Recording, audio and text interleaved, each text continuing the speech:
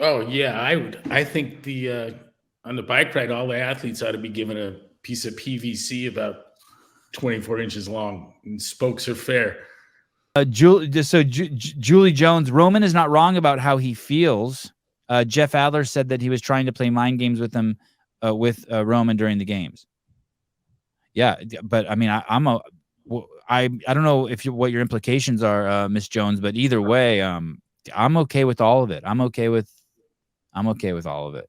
Are you okay with all of it? I'm okay with texting your opponent. Like that time Tiger Woods gave his competitor a tampon. He slipped him a tampon as they were walking from one hole to another. I remember that. I love that. I look at Dildo. I hate sportsmanship. Me too. Me too.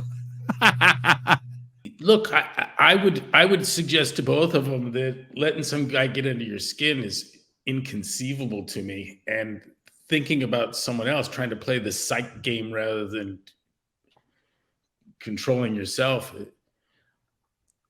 You know, I liked watching Froning watch Bailey, and I liked watching one of our Icelandic gals watching the little French Canadian. What's her name? Camille. Yeah.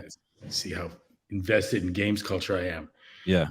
But the Icelandic girl's assessment of Camille was one of complete and total dismissal.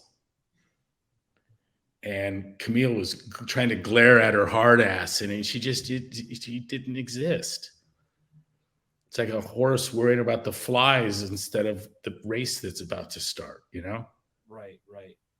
And it's a mental lapse, both having someone get under your skin and trying to get under someone's skin. It's a mental. Oh, really?